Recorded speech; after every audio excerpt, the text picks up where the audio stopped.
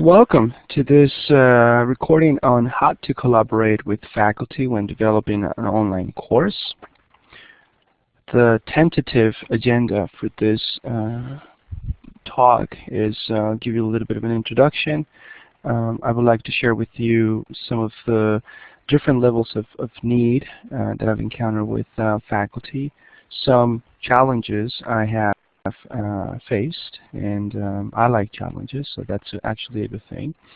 I'll share with you my personal approach as an instructional designer when it comes to working with faculty on developing their online course, and then I'll have some closing remarks and discussion. So first off, it's who I am, and I'm an ID and IT working for ATI at CSUSB. I did this way because I find it funny. Faculty tell me that, like in any field, we use a lot of acronyms and short words for things, and so let me try that again.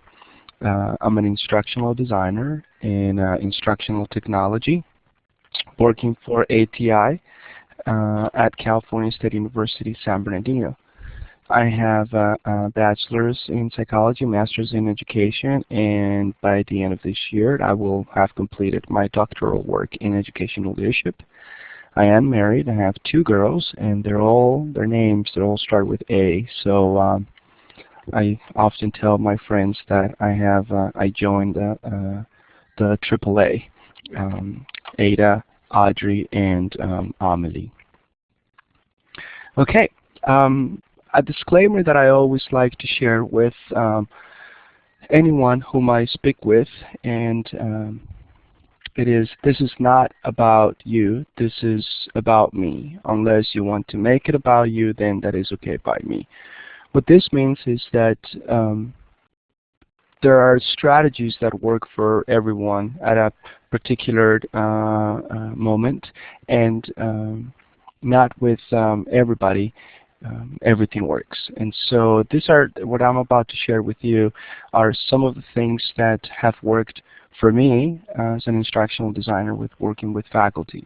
If you hear anything that you do not agree with during this talk, it's fine, but I'm hoping that if you hear things that you absolutely like and you think you can implement in your own courses, then that is perfectly fine by me. Now, the first steps that I always take with any faculty is I like to recognize the different levels of need, meaning are the faculty beginners, intermediate, advanced faculty? So what do they want? How do they want it? Do they have any idea about what they're getting themselves into with regards to teaching online or teaching blended courses? So before I even talk about technology, I ask them simple questions such as, what is your course? How many students are you going to be having in your course? There's a big difference between having a graduate course with 10 students, having a regular course with 30, 35 students, having a general education course with 50, 60, or having a massive course of 120, 200, 300 students. Based on how many students you have in the course, then there are certain approaches that I recommend taking. The next question is usually about modality. Is the course going to be a face-to-face course with blended content in it? Is it going to be a hybrid course, a flipped course? Is it going to be fully online course? When does it start? As an instructional designer, I personally find it very challenging when someone comes to me 2-3 weeks before the course starts and says, oh, by the way, I'm teaching this course online in 2 weeks, and it needs to be up and running in 2 weeks. There are certain timelines that I like to follow in order for a good course to be developed or for the course to be effective. And so it's very important to me to know how long do I have in order to work with the faculty member so that we can have manageable goals and achievable goals within the upcoming weeks to develop the course. Another question that I ask is, what about the assessment plans? we often think in university level courses that a midterm and a final, maybe a couple of quizzes are enough to assess. And faculty come to me saying, well, yeah, that is exactly how I'm going to do it. Students will look at all the PowerPoints that I have, and after that they will take a midterm. And based on the midterm, they will know what they need to know for the final, and you're done. If that is the assessment plan that the faculty has, then I know for sure I have a lot of work to do, which I don't mind, but there are many other ways of assessing students' learning in an online program, in an online course. And it helps for me to know what are some of the ideas the faculty brings in with regards to how he or she is going to know if the students are learning or not. And then finally, on that first meeting or so, is identifying any potential issues off the bat. Potential issues include, for example, the faculty saying, I've never taught online, I don't know what I'm doing, to I'm using a course cartridge, I don't have really access to a lot of their content, I just know that I need to put it up, and that's it. I have challenges such as all the students need to submit a video at the end, and this is the rubric for the video, but I don't know how they're going to do it. You know, so those are some of the potential issues that could arise. There are many other, but in general, with regards to technology and lack of knowledge of what is expected, are some of the potential issues that we face when working on developing an online course. Now, what are the actual challenges that we encounter when I said working with faculty? And what is language and terminology? As you saw by my introduction, in IT we have a tendency to use acronyms or words that are only internally applied to us. You know, we say things like, oh yes, don't worry, we will follow the ADDIE model to develop the course, and we'll make sure that it is ADA compliant and that students will have synchronous communication while being compliant and accessible to all of the students under W3. You know, we use words like in the virtual environment, we're going to provide students with learning modules, etc. And they sound fine to us because we know what we're talking about. But in actuality, just as if the faculty member is talking to me in business terminology or law terminology, I would be absolutely lost. So it's important to recognize that we both need to be speaking the same language, and that in order for a faculty to buy in the process of developing an online course effectively, that he or she needs to understand exactly what the process entails, and what it is that I am trying to say to them.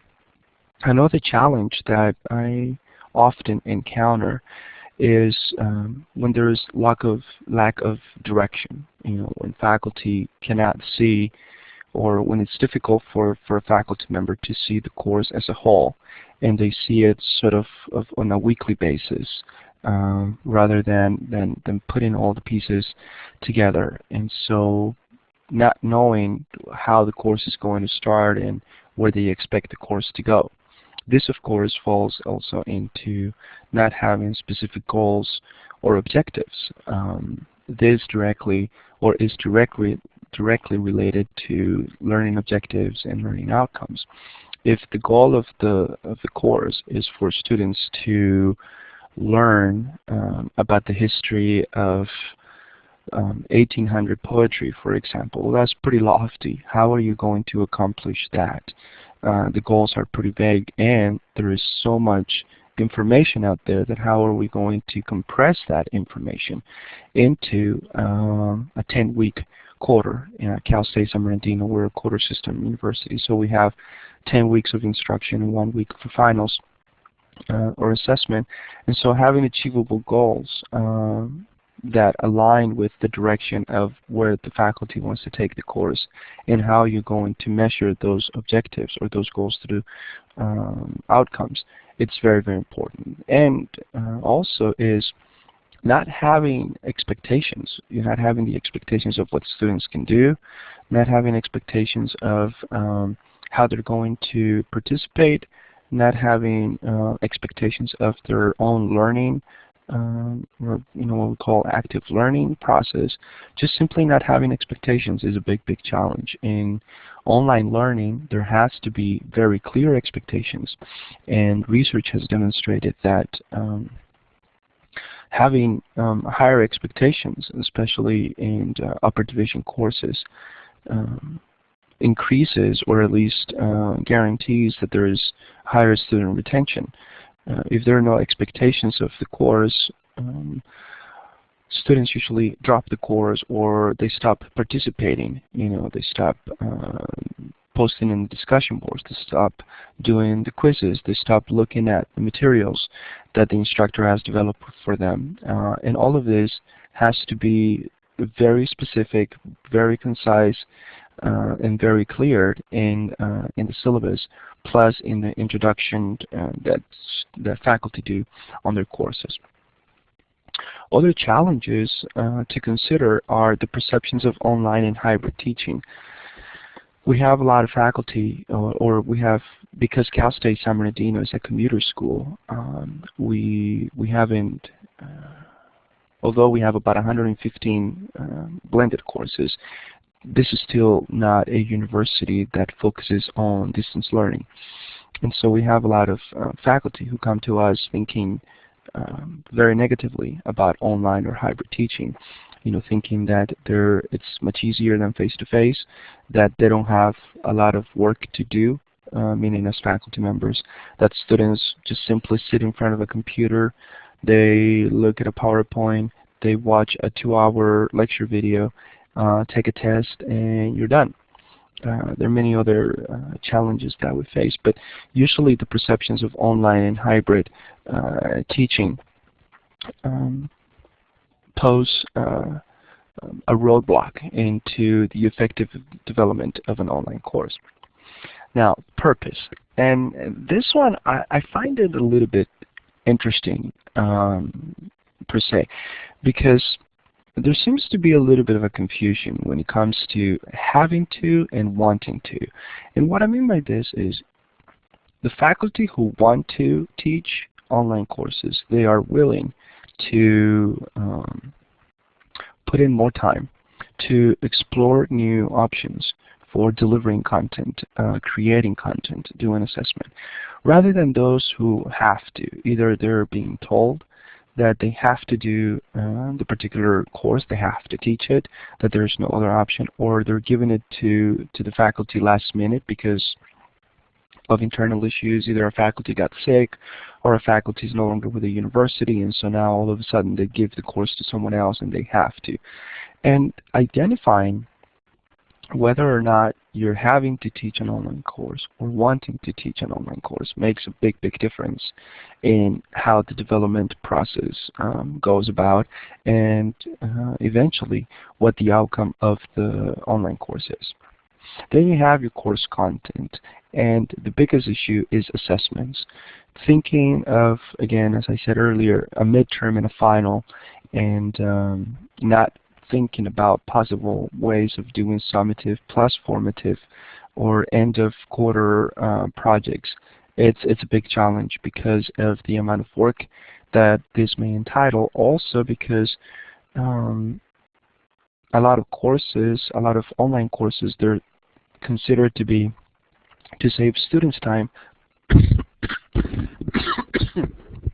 Excuse me about that. Being about saving students time, for students to be able to complete it at a particular time period, and therefore assessments become quizzes of true and false and multiple choices. But then you have those faculty who want to create essays and journals and discussion boards and personal blogs, etc., and they don't realize that when they have 25, 30 students, the faculty is going to be spending 6, 7, 8 hours per assignment minimum reading and participating. And so it is finding a balance as to how the faculty want to assess the students. And another challenge that I've been encountering lately is the false idea of how much can be done. And that is both on the student workload and faculty workload. The false idea is that students don't have to do that much work, meaning outside the learning management system, or when it comes to the different activities that they have to do. It's very limited, and therefore faculty tend to pack the course with way more than what the student can take for that particular course, especially if the student has 2, 3 other classes. Then the online course becomes more of a busy work than an effective work. And then for faculty workload, similarly to thinking of the assessments, for example, of how much time the faculty is going to have to spend on it, there is the idea of teaching an online course is either or. You either don't have to do any work at all, just put up the quizzes, the lectures, and have, in this case, Blackboard, our learning management system, grade all of the quizzes, all of the tests, and you're done. And you go from that end to the end of now the faculty feels that they have to respond to every single post on a discussion board. They have to create different ways of doing blogs, wikis, journals, group participation, pair participation, individual participation, etc. And so they either see it as they don't have to do a lot of work, or the amount of work, it's so unsurmountable that they might as well just not do anything. So again, that's another of the challenges that I face. Of course, there are the reservations about technology, and that is the learning management system. At Cal State San Bernardino for the past 12 years, we've gone from WebCT to Blackboard, different versions of Blackboard, and as of a few months ago, we were also offering Moodle. And you have faculty who have fallen in love with one particular management system, and so when they see that a new one is being implemented, they have reservations about how is that going to work, whether they like it or they don't like it. Maybe they liked particular ways of doing a certain thing, and they're afraid of change. And so one of those challenges for me is to demonstrate that if you are going to develop an effective online course, that the course itself should be independent from the learning management system. It should not be a course designed specifically to work under Blackboard or under Moodle, under Sakai, under WebCT, under Angel, etc. It should be independent from the learning management system, and that's a little bit hard to do with some faculty. And of course there's issues about the software, the security. Are students going to cheat? Can students see all the grades for the rest of the class? Can somebody hack into my course, etc.? Then this is very unique to us or to campuses who host their own systems, and that is the reliability of the system. Pending on political differences in campuses, you may have a hosted version of the learning management system or an in-house version of it. And to give an example, San Francisco State University went from a hosted version of Blackboard to an in-house version of Moodle, and soon they discovered there were a lot of other challenges of having it in-house. And for us at Cal State San Bernardino, we had in the past not a very good record with hosting our own Blackboard system. Things have changed drastically now. I'm happy to say that we have an extremely reliable system now, Blackboard system, but because faculty have experienced those challenges in the past, they bring those into the discussion, into the development of their online course, thinking, well, what if, or when, not necessarily what if the system fails, but when the system fails, which it goes from a challenge to an opportunity for me to point out that yes, because it is technology, it will fail eventually, and therefore, how do we come up with a contention plan, a plan B? So that it's a good, actually it's a good challenge to have, because it allows for opening avenues of discussion of alternatives. Another huge challenge that we are currently facing now, more than we did 10 years ago, even 5 years ago, is accessibility. And accessibility in the sense of anything by law, anything that is put online needs to be ADA compliant. So as accessibility, the understanding of the word itself of accessibility is not just will students have access to it, but if the students have access to it, can any student have access to it? And so a challenge is working with faculty who are bringing in their content materials from several years ago, old articles that they don't have scanned, for example, old lectures, old videotapes, or just videos that are not captioned, etc., or even Word documents that do not meet accessibility standards. And so talking to them about the need and the consideration to convert those, or to at least make them accessible, is quite a challenge. And I'm sure that there are other ones. I can give a few more, but this is not a presentation about the problems or the challenges of working with faculty in developing courses. This is about how to overcome those challenges so that the relationship between the IT staff and faculty developing courses becomes effective and therefore productive. Now, what's my personal approach?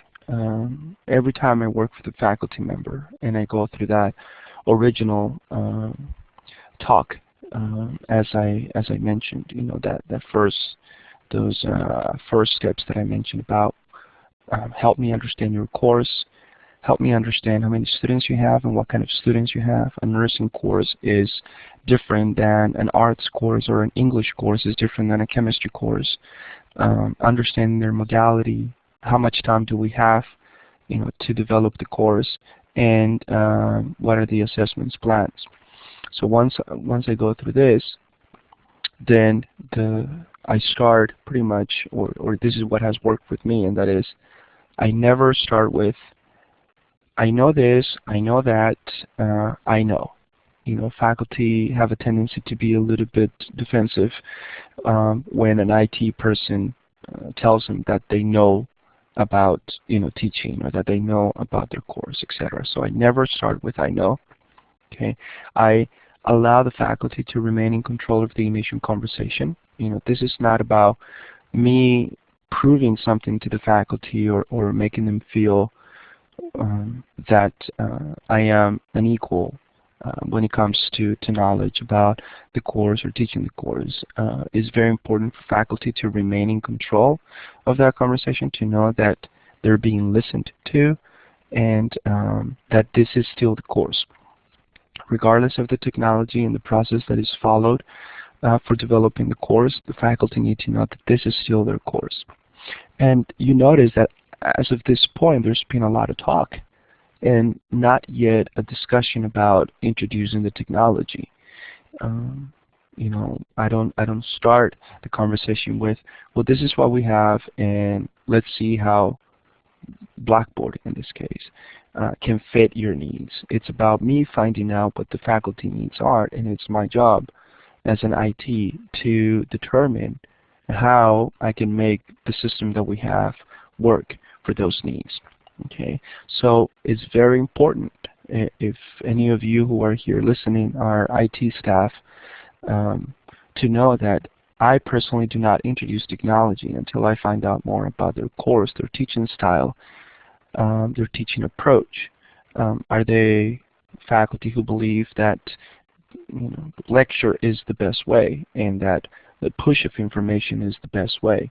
Or are these faculty who believe in social constructivism and they like to get feedback from students to prompt them, to develop framing dialogues of discussion in which the faculty's learning methods change based on learning about their students. All those are very important.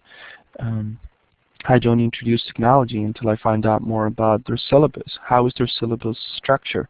What do they have in their syllabus?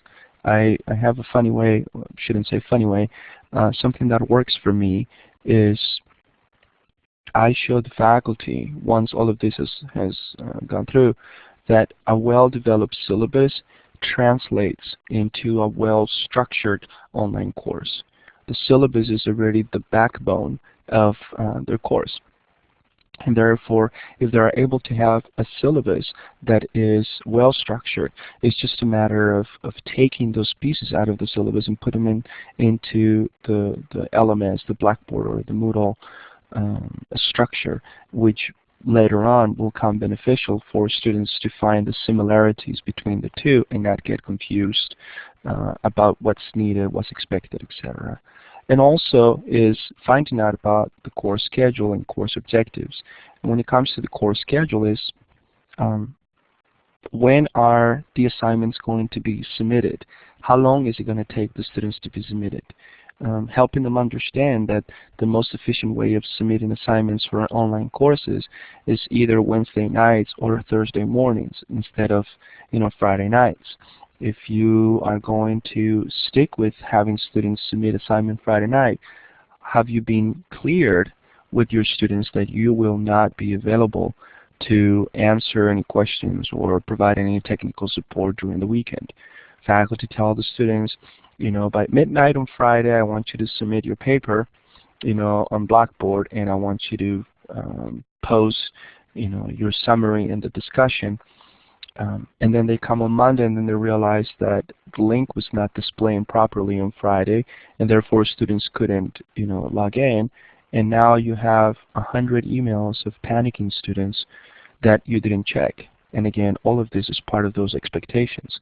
So why not move the assignment to a Thursday morning or a Wednesday night so that you can still have Thursday and Friday to review, to troubleshoot, or if you're still going to leave the assignments to be due on a Friday night, to let the students know that you will not check your email or get back to them within 48 hours, which gives you until at least Sunday to check things.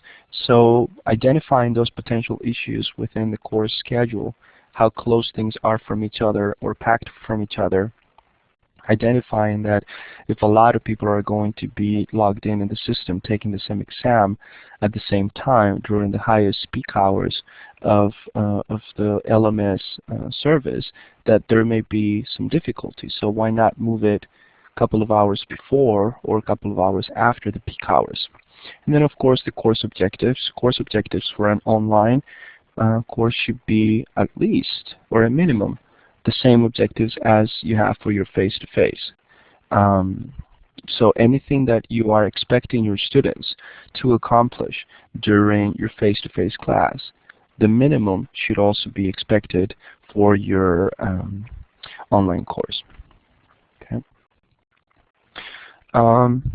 I mentioned already about my expectations. I asked the faculty about what are some of their worries, what are some of their challenges, what is something that they have experienced in the past.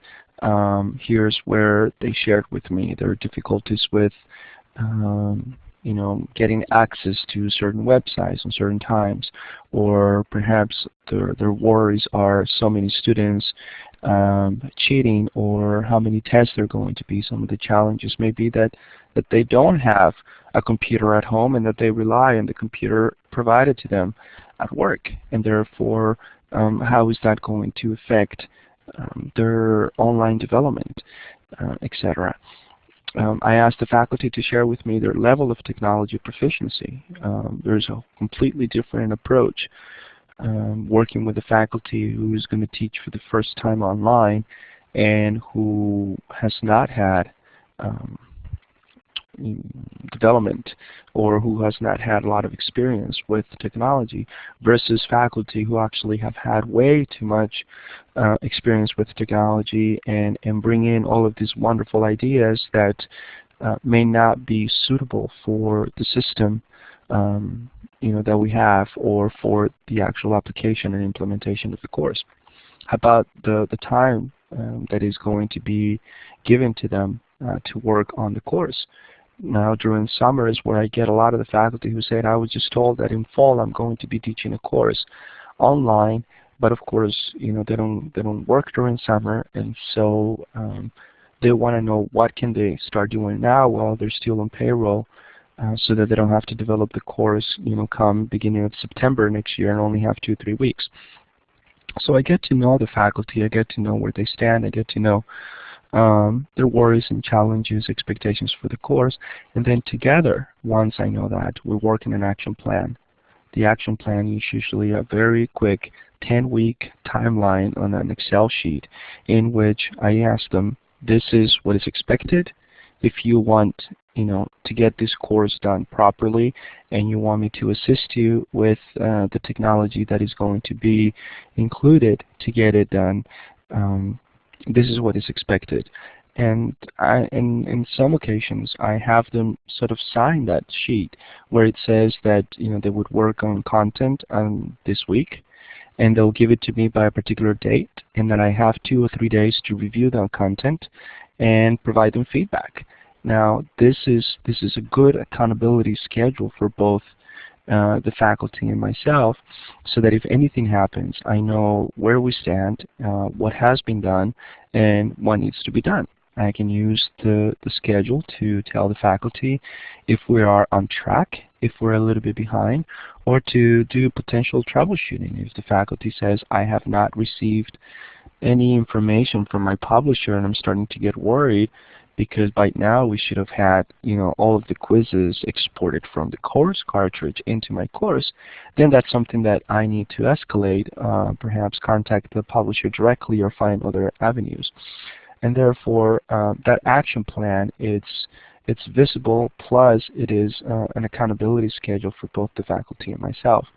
So once all of this is done, I share with them my philosophy of education, and that is, I want them to know that my job is to make sure that technology does not come between what they need to teach and what students need to learn. If I am able to help a faculty develop a course and provide the support necessary for the faculty to not have to worry whether or not the technology is working or not, and for students to not have to worry about how to do something online, but just simply complete their assessments, view their videos or the lectures, navigate and move about the course without noticing that the technology is becoming a roadblock, then I've done a good job. And with that, I want to say thank you. And again, my name is Mauricio. I'm with Academic Technology and Innovation at Cal State San Bernardino. And thank you for listening to this, and hope that you found it helpful, and that there are some ideas that you're able to take with you, both if you are a faculty member who is about to start working with an IT person, or if you're an IT person who's going to be working with faculty. Thank you, and we'll talk later.